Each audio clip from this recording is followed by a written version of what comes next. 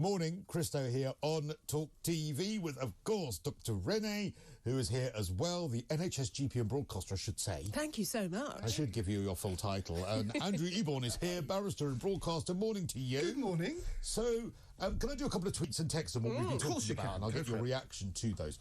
Donna says, Cristo is talking absolute... a word I can't use at this time of the morning. Good start. We are overrun. This is on the subject of migrants and Gary Lineker. We can't set up safe routes until we've gotten through the backlog and got some order back, says Donna Louise. Well, firstly, it's the government that have said that people need to take the safe route. So I'm just saying I don't know what that safe route is. But also, I do feel a moral obligation still to help the people who genuinely need it. And I think actually by doing that we have more justification to say, well, look, we're not heartless, we're not just wanting to turn away everyone, we're wanting to turn away the people who we don't believe are genuine. And so personally I think you're more likely to get what you actually want by setting up those safe routes myself, but maybe you think that we shouldn't even have those. I mean, is there an argument to say, look, actually we need to have no routes for a while? Well, I do think that we are straining at the seams, I really do. I agree. And actually, if you look at the estimates, the estimates are that there are 100 million refugees around the world who will move. And for a small island who has rubbish infrastructure, can't actually deal with its NHS as it currently stands, or its education or its housing, I do think it's a problem, Cristo, and I think it's a problem culturally as well. Also, let's not forget as well, in us saying, look, it's quite a fair comment to say that the government are good to be doing something about this.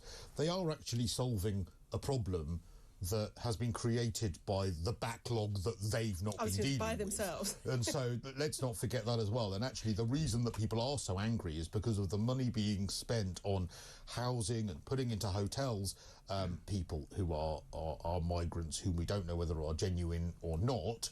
And that's as a result of the backlog. Yeah. And Germany has more migrants than us, yet their backlog is, I think, under half the time. And so it is absolutely due to... But they also accept far fewer than we do as a percentage. So our Home Office almost say yes the moment that they, actually pick up their one form a week. I think you're absolutely right. I think that's because they're just, like, trying to get through as many as possible because... Do you? Or why? What do you think? I think it's because the civil service is the most left-leaning organisation that we now have. Oh, really? Yeah. That's quite a claim as well. That is quite a claim. I mean, but the problem is this. You're right. 4% with the only people who are processed, according to the statistics. It's outrageous. We don't... 4%. So there's a massive, massive backlog. We don't have the infrastructure. We don't have the setup to do this. So we need to address it. And the problem, what's happened, as you rightly point out, it's become a political hot potato. You mentioned about immigration. You're described with all sorts of the ist terms. And that's the sort of issue. And when we come on to good old Gary... That's what he was trying to say about looking at the wording that we use with this sort of policy. It needs to be addressed, but it needs to be addressed in a humane and practical way. But let's get the facts right. Let's have more light and less heat, I always say. I agree, and also I will say it again, and I know that you agree with this, Renée, I don't believe if you're in a more deprived area and you can't get your child into a school, or you can't, you don't have decent public transport, or you can't get a GP's appointment, and yet there is a very high migrant population there, naturally you're going to say, well, look, what's going on here? And that doesn't make you racist. That makes you worried about your family, and I think that's okay. Yeah, and I think you're right. And when we unpack these sort of... What I love about this show is you do exactly that. You get to the facts, you get behind the rhetoric, you get behind the sort of sensational headlines. And actually, that's what... as you said. It's all an ism, isn't it? That's what Gary was saying, because in 1930s, we will come on to this, in 1930s, it wasn't just Germany. There were problems in America, there were problems over here. The language, they were concerned about immigration. They were concerned about people coming over here. We can't afford to look after people already here, let alone any extra ones. But also the other reason why it's so utterly moronic is that you wouldn't have been able to in 1930s Germany send any kind of critical tweet about, well, not tweet anyway. You wouldn't be able to anyway. Ahead of your time. Say anything so outwardly criticising the government at the time, because it wasn't allowed. So it's contradictory in that way. And haven't you just hit the nail on the head, though? Is it not that now, in 2023, we have so many outlets to make our voices heard that we never had access to before? Yeah. So Gary Lineker, with his 8 million followers... 8.8. 8.8 million followers that, let's make no mistake, he's got because he's a presenter on Match of the Day, is able to make his views known, and they go viral because it's far more than 8.8 million people have now seen it looking at today's papers. But actually, like I say, I don't know him personally. People I know who know him say he's a really nice guy. He is a really nice guy. But have you met him? A lovely guy, absolutely, and he's offered me the job tonight to fill in for him. I'm doing it. I'm doing it with our good friend Pat Sharp. So that'll be a brilliant show. Do join us. It's got to be a thrill. But I'm sure he's a nice guy. He's every right to say what he wants to. But you cannot do it if you are paid that much money by the BBC. And as I say, for 10% of that money, I'd gag myself. I would do it for 99% of it. But the reality is this, Cristo: the money he's paid is so irrelevant.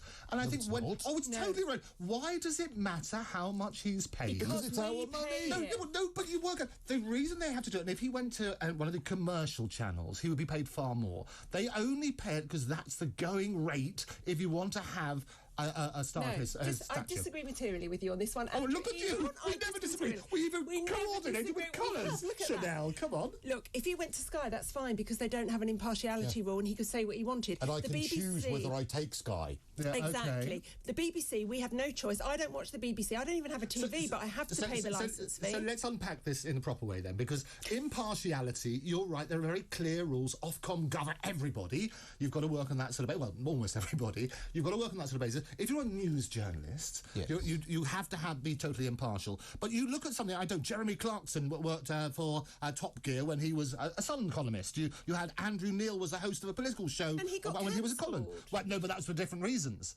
And he was also not properly quoted when he was talking about Game of Thrones, was his little quote on that sort of basis, for the other things. And he was cancelled because there was a fisticuff over a steak. But Jeremy Clarkson has just been cancelled for what he said about Meghan. Well, but again, and it's unfortunate because it's good to look at both of these. What Jeremy actually was trying to do in his wonderful way, he's not sorry for what he wrote. What he was sorry for is that there was a bit of outrage. And he wasn't sorry about that either.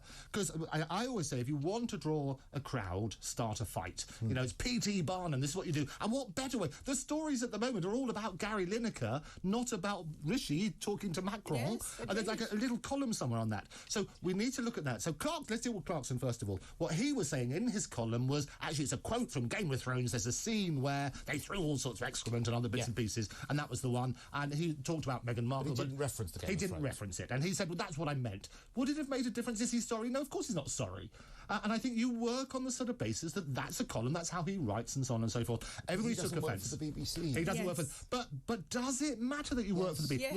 Why does it matter that he works for the BBC? Because, as Renée was saying, we are forced to pay for Gary Lineker's salary. Now, you're quite right. If Jerry Clarkson says something that I don't like, I can say I'm never watching Who Wants to Be a Millionaire again. I could say I hate ITV for employing him. I'm never going to watch ITV again. In my life, I won't be paying anything for it. It's my decision as a consumer whether I consume it. The BBC is held to a different standard because I don't have a choice about whether I get to pay for it or not. So therefore, that's why I have more of a say in what they can say or not. So none of the presenters, just to be clear on this, you're saying that none of the presenters on the BBC are entitled to exercise their right of freedom of speech? What I said at the start of the show, and I'll say it again, I think if you're a news presenter, you are held to a higher standard. Absolutely. I think if you're a non-news presenter, there is a bit more leeway.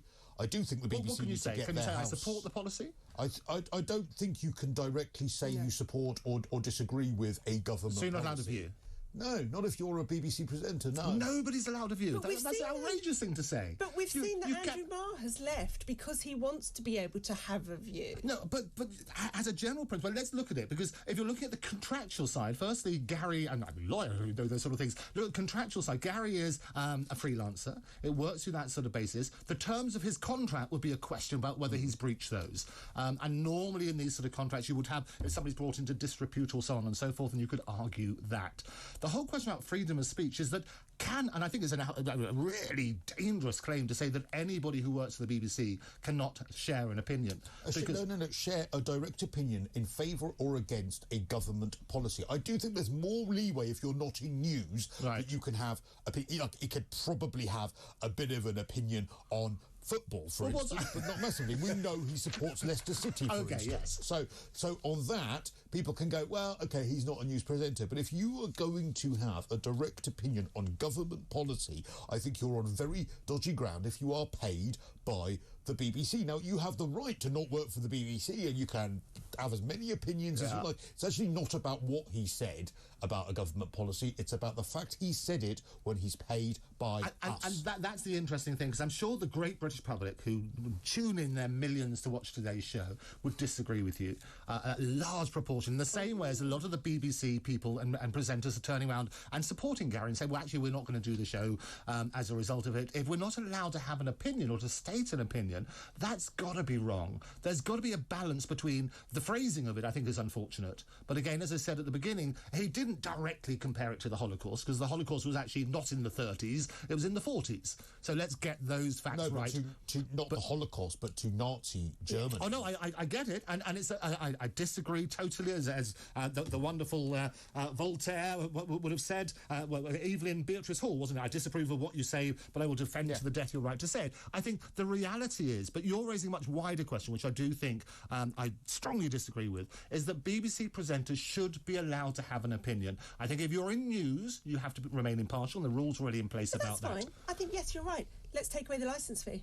Well, that's also debated. I host it, I host it for the Royal Television Society. Everybody talked about the BBC for 100 years. I hosted something with Greg Dyke and various other things, looking at the future of the BBC.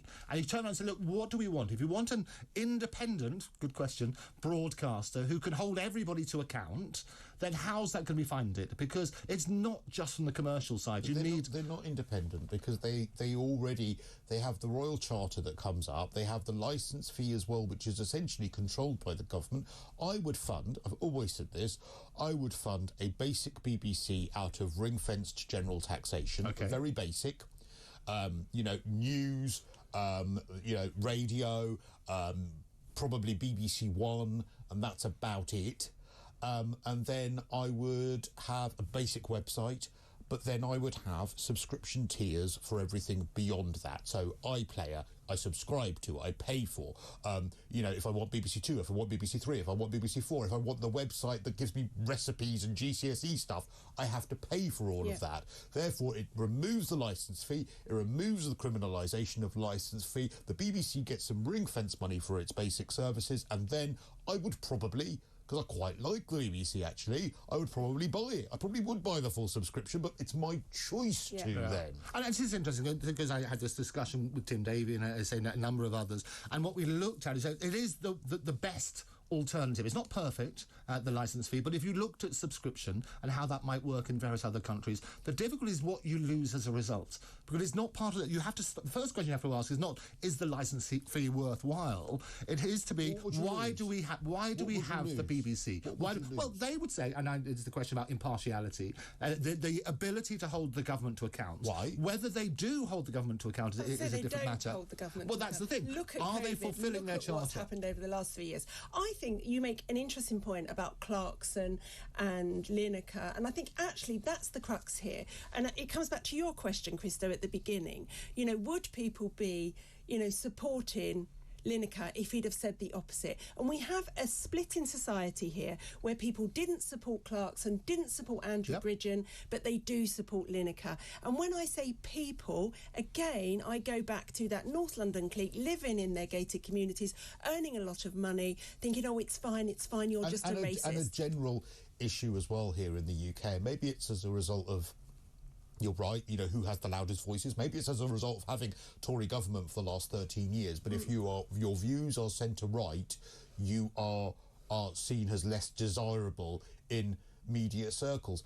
And just going back to the point, what we would lose from the BBC, if you had a basic BBC paid for through taxation. Right. Firstly, no government is going to come in and say, we'll abolish that and get rid of the BBC, firstly. But secondly, it's that general taxation that could provide the programming that doesn't rate particularly well. And that's the thing. The songs of praise, the regional news, the stuff that actually is part of the BBC's remit that isn't very commercially viable. Yes. I've no problem with my general taxes paying for those programmes. What I've a problem with is being forced to pay for everything else. So any of the presenters on those programmes aren't allowed to view those, is that what you're saying? Absolutely, yeah, okay. They're not allowed to view. So that would be the condition. But you then need to specify that in their contract, because it's not at the moment. Absolutely, but they're paid and for I think, nicely. Like I said, I've said many times, you pay me £1.3 million, I would strip off, put on a fluorescent unitard and whistle Dixie. I will pay you 1.4 not to, okay?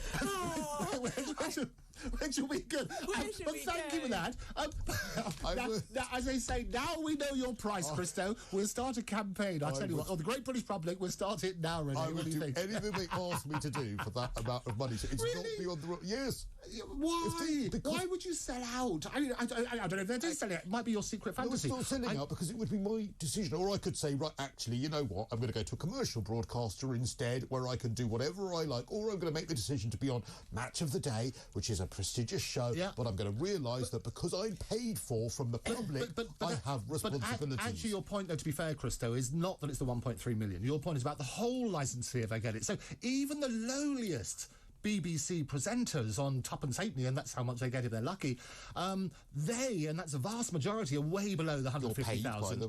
If you're paid, if your point is not the 1.3 million, your point, if I understand it rightly, is that whoever and however much they're paid at the BBC, they cannot state their opinions. That's right. Absolutely. Okay, so let's get that clear. Yes. Look what we're doing here. Look what we've just done in this room in the last 10 minutes. Yes. We talked about Gary Lineker and not mentioned the £500 million that Sunak is giving to the French to stop the votes. And also what's interesting is so much about is like a lot of these things on the BBC with the Jonathan Ross, you might remember, and phoning up poor old Andrew Sachs's granddaughter. Nobody, you had like a couple of people complained about it, but the media all rushed in to say, oh, this is outrageous, and it gave it the worldwide audience as a result. Well, that's the media's job, because the media was saying, well, actually, is there not?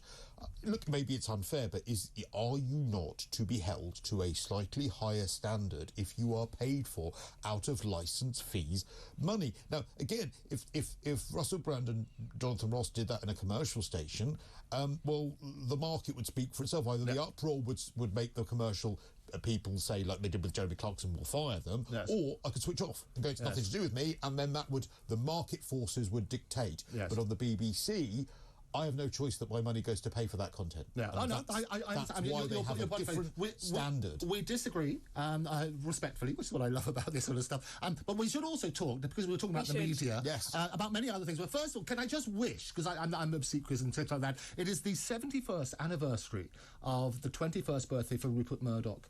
He's 92 today. Wow. Happy birthday. No, but you haven't done that yet. Happy birthday, Rupert. I've been a massive fan of yours. He pays your check. It's got to be good. I'm talking about, I'm sure if you whistle Dixie, we'll sort that out. My birthday message to you, Rupert, is pay me 1.3 million. I'll do anything you want. And I say, Rupert, pay him 1.4, and he won't, which is going to be good. We'll make that make sense. Fantastic. That's happy birthday. And what I will say is, my God, I sometimes I'm just like in my early 40s, can't be bothered to get out of bed. My early 30s, I thank you. He's 92. He's 92. Absolutely amazing. It's a secret to a long life, though, isn't it? A picture of long life. Just working hard. And what I love, the newspapers today, which we might look at one stage, what I love about it is they're all talking about living a long life and being less stressed. Rupert's fantastic. 92 years old, 71st birthday of his 71st anniversary, and glorious. And he should tell us the secret. It's very Greek. I think it is, isn't it? Tomatoes and Greek people, if you can find them, when they stop working, they die. Yeah, that's just not Greek people, Cristo. We see it all the time. I see people retire, men in particular, because women carry on working, of course, because they carry on doing the housework and everything else. Men retire and are looking forward to their long retirement and, sadly, die. Well, you have to have a mission in life. We looked at this beforehand, and I know they're trying to encourage the over 50s to work again. And if you don't have a mission in life, and AI, I talk about robotics and how that's going to replace virtually every job ever, we're going to miss a mission in life. And as a result, you'll probably find mortality rate will go, mortality rates will go up and life expectancy will go down. You need to have a central purpose. I plan on dying on air. I will just keep going. Now? I don't increase the ratings. Well, I tell you now. There is a doctor in the house, but... Well, just okay, but and a lawyer. We'll handle the greedy relatives. You can let me go. You can let me go at 8:30 because then it's over halfway and I get the fee. Oh, is that right? Is that what happens? So yeah, try and resuscitate Is that in your contract? Yeah, yeah. Halfway? Halfway through, I get the fee. So can we stop the halfway to the taking your clothes off? You can stop the CPR at 8:31. Okay, just so you know. All right, when we come back, we'll do a few different papers. I've heard of those. from the newspapers as well, because there's been one that's dominating this morning. And then after 8 o'clock, we are going to return to the actual story in question. It's not just about Lineker, it's the migrant story. We'll talk to Mike Buckley about that. And don't forget as well, in under an hour's time, Isabel Oakeshott will be here to tell us why she's stepping back from discussing those lockdown files, arguably the biggest story of the year. So lots between now and 10 o'clock, all here live from the Talk Radio studio. This is Talk TV.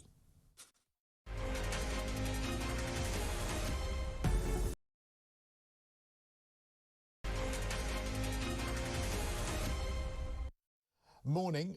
Let's just do a couple of the tweets and texts on Gary Lineker and a couple of the other, and then we'll move on to a couple of other stories from the newspapers. Dr. Renée. Hey. I don't know why I'm calling you Dr. Renée, but I am now. Renée's Sorry. fine. I know. Sorry. Please tell Renée that men die soon after retirement, not because of leaving work or keeping busy. They die off sooner to get away from their wives 24 hours, nagging, moaning, demands of DIY. Andrew Eborn is also in the studio as well, broadcaster and barrister. I know, can I tell you a bit of a secret from the Fufas household? Yeah. I know for a fact, this is just between us, my dad really needs a hearing aid and he's just not getting one because he's just in bliss from my mum. He's just able just to sit there, and my mum is just on and on and on because my mum, you think I can talk? Ye gods. And yeah, that's why he's not getting one. So I actually think there's a little bit of truth in that. Another one here as well. If you ever doubted that overpaid, often dim footballers and BBC presenters despise us plebs, the public, you now have proof. Yeah. Not one of those standing with Lineker would be doing so had he publicly supported what is a popular government policy on illegal immigration. Well, again, I think you could take even the policy itself out of it. I think it's just you could have ended that with just publicly supported a right-wing government or a centre-right government, because I don't think those views are seen as acceptable. I think Cristo says, Cristo, I think most people will find that companies, especially corporates, will take action if an employee says anything on social media that could offend their clients. I worked for a large estate agency chain. One of the young girls posted a bit of a lively video of herself on holiday. She was hauled, I don't know to think what was going on there. She was hauled in on her return and made to delete it. There are certain Facebook groups that could get you the sack if you joined. I think Lineker is a plank, so he's not worried about the millions he's offended by his vile analogy of 1930s Germany, and I hope virtue signalling idiots never return to the BBC. Hey, if you support Lineker, by the way, really happy to hear from you too. Tell us if there's anything we're missing, if there is a part of this that we're not getting, then really happy for you to send us a tweet at Talk TV, Cristo_radio as well. Okay, Andrew, you'll be looking through the papers. Let's move away from Lineker and Sunak and votes and everything. Let's talk about sex. Okay. On the front page, first of all, let's start this off. Matt cartoon, which is always brilliant. I love the Matt cartoon. He says, a teacher doing a review with some parents, your son is falling behind in sex education. He could only name 47 of the 100 different genders. I thought it was rather fun. I think it's brilliant. I think it's a bit scary, and we're going to talk about it later, I know, Cristo, but yes. Yeah, because obviously about 8:15, we're going to be talking about chair of the campaign for real education. Actually, we'll be talking to about this review of sex education. Find out firstly whether what is being claimed is actually happening, but also what is proportionate. And I suppose with your medical background as well, and we'll touch on this a bit later, you must have a view about what needs to be said and what is going too far, right? Well, I do, but not really. My views come from being a mother. And I'm a mother of a 4-year-old right now, which is the scariest place in the world to be. And it really is. So that's why I'm very passionate about this whole subject. What is in the papers about? Well, but it's a lot about sex as well. There's in the Times on page 11, they're talking about pupils left tearful by unscientific lessons in sex education free for all. And apparently there was a youngster who said she'd been taught at London's girls' school about gender identity, including that children as young as 3 could be giving signals that they were transgender. And apparently there was all sorts of outrage about that sort of stuff. We need to look at what is actually happening, because there's all about these myths and so on and so forth. Is this happening in the schools? Is it right to happen? And everybody's got to have a strong view on that. And then what do we need to do about it? Because it's right to have respect, absolutely. But taking things too far at an age when people are impressionable and so on and so forth is not going to be right. And taking away parental responsibility. Cristo, you'll be interested in this, and you'll have a different view to me, maybe. In a North London girls' school last week, and I know this for a fact because I know one of the parents who was a bit horrified by it, the deputy headmaster stood up in assembly to a 5-year-old group of girls and told them that he used to be married to a woman, and then he realised he was gay, so he got divorced, and he's now happily married to a man. Now, whilst I have no problem with what he does in his personal life at all, I do have an issue with, firstly, why do teachers share their sex life, and B, to 5-year-olds. So her 5-year-old came home and said, "Oh, mummy, does this mean that girls can kiss girls?" Now, you may not want to actually have that conversation with a 5-year-old. You want to have it with a 10-year-old, but not a 5-year-old. And it needs to be age appropriate. We're talking about these drag things and so on and so forth. I do somewhat disagree, because if it's factual, i.e., some people fall in love with women, some people fall in love with men. And that's what that sounds like to me. If he's saying things, again, the devil's in the detail, if he's saying things like, and you might find that you prefer boys if you're a boy, you might find that, I would have a problem with. But if he's just stating a fact, again, I think about my niece, who is 5 or 6, and she just sees that she's got 2 uncles and she's got an aunt and uncle. And again, we would never even dream of going into why. But why? That's the point. It's totally the point. You know what? I was reading a book to Alice last week. But why, if that's factual, do you think that's potentially harmful? Because isn't that the job of a school to just inform a 5-year-old that's just happened? It's not the job of a school. It's a job of a parent. So I was reading a book last week called Iggy Peck, Architect. Oh, that was rather good. One of my favourites. Okay, and the Iggy has 2 mummies. Right. And Alice and I have never had that conversation, and she just sees mummy and daddy, obviously. But as we were reading it, we got to that page, and there's a picture. They don't say it, there's just a picture. And she went, "Oh, 2 mummies." And that's it. And she just passed on by, and it wasn't a big deal. Good. And she just accepted that. It's not a conversation I feel that I need to have with her at the moment because she's 4. She doesn't know that mummy and daddy have sex. She doesn't know what sex is. It's not about sex. It is. Why is it about sex? It is, because it's about relationships and sexuality. No, it's about love. It is about love. Okay, I accept that. I do accept that it's about love. I think if it was about sex, I would absolutely agree. Yeah, and you're right. It's the content, isn't it? It's the content. If it is in the context of love, I've no issue with a 5-year-old hearing it. If it's in the context, you're quite right. If it is about sex... Should they be hearing it from their teacher in an assembly? About his home life? What's the context of why did that come up? Why did that come up? I can't answer that, so I'm not going to pretend. And you're looking at things when we're talking and differences that cause division. And what happens is it becomes part of the narrative that there are...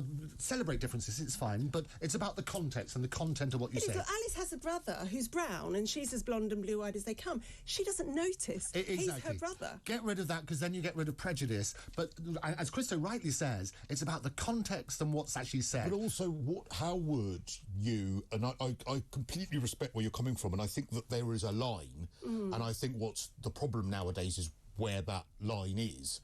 I've changed my view on something, actually. You know, we argued off air, I think, about drag queen story time. There you go. And I think that some of that actually is crossing a line.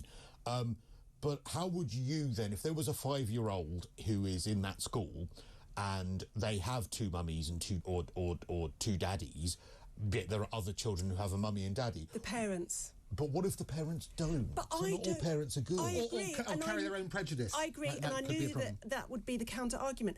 But I'm a good parent, and I don't want my child being taken under someone else's parental wing because there are bad parents. But what do you fear would happen to a 5-year-old by hearing that?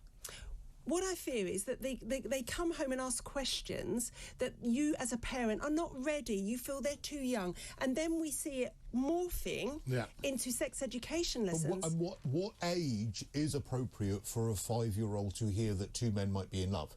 But he didn't say. He just talked about marriage. He talked about his that old two marriage. men are married, or that some people are married to women and some people are married to men. Because, and I say this with love, to me, your 5-year-old coming home and asking you that question and you having to answer it, that's parenting.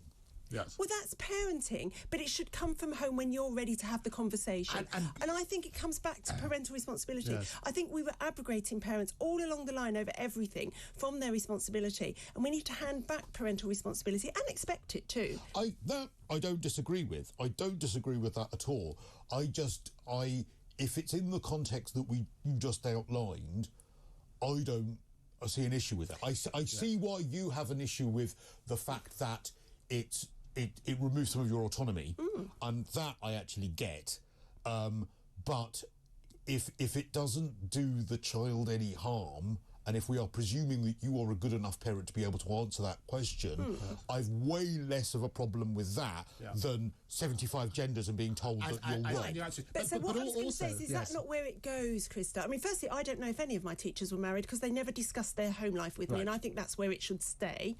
Secondly, it then morphs into where are we going to this story? But Renee, just picking up on that point, you are, however, happy, because you actually agree, I'll be the devil's advocate, you're actually happy that children do understand that two women can love each other. I think you just want to make the decision. Then we all agree. Look, there we are, the peacemaker. We'll make that make sense. Yeah. One of the interesting things, though, and it's still talking about sex, and the danger is that the shocking revelation in The Guardian today is 1 in 10 teenagers say they're addicted to porn. And I think if you're going to put all these sort of things into context, there has to be love at the heart of everything. And that's quite a worrying statistic. And it's where we as a society, whether it's the parents or the school or whatever, we need to crack down on this. And the biggest problem is it's access to everything. These phones nowadays, it's access, isn't it? I wouldn't allow my child to have a phone until they're about 18. I actually agree. Now, again, to what extent does reasonable and balanced sex education actually, at an earlier age, stop that happening? I don't think it does. Do you not? So look, when my son was little, who's now grown up, he's 34, he went on a school trip when he was about 12 and he came back with a Playboy magazine and I found it hidden under his bed. And, that was what they had to do then. They had to physically go and get a magazine. Now it's literally here, it's in their bedroom. And I think because it's moving video rather than pictures in a book, it's dangerous, it's violent. Most porn is violent. Most porn involves slapping, pinching, that kind of thing. And I have seen, because I have done gynecology as a job, I have seen a very young girl come in with a serious injury from very violent sex the very first time she ever had it.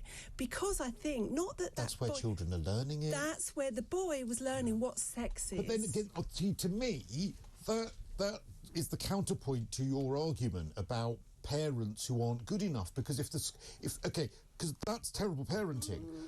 If the school doesn't give a proportionate amount of sex education, then that boy that did that heinous act is going to have learned it from a porn video. So I'm way more in favour of a school at least saying something proportionately than a child learning it that way. Absolutely, but it's got to be more than just the physical act, doesn't it? And it's going back to the brilliant point that you made earlier. That's what I'm saying. So if you talk about relationships and how people can love one another but treat them with respect, that then becomes part of the narrative. As soon as you ban something, it becomes, we've got to go and do this. And it's not just the person with the mobile phone. They're going to be sharing other images, and they all get a misunderstanding of what everything's about. It's about love. We all had probably similar sex education at school. I think my first one was when I was about 12 in senior school. I remember watching a video of a woman give birth saying, I'm never, ever, ever doing that. It was so hideous. I said the same thing. We got taught how to put on condoms on bananas and things like that. It was very basic, wasn't it? It was about sex, keeping yourself safe and stopping yourself from getting pregnant. That was basically it.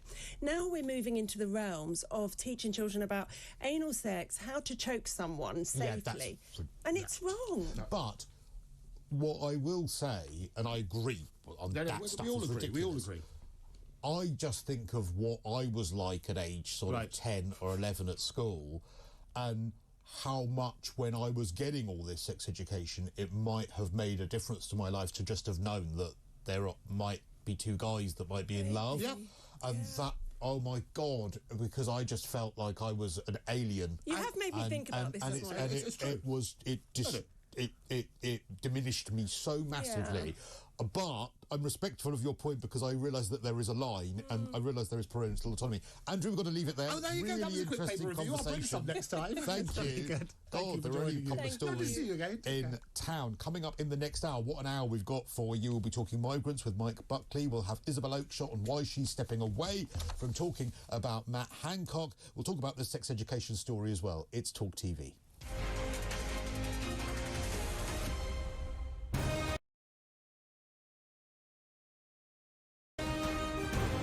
This is Talk TV.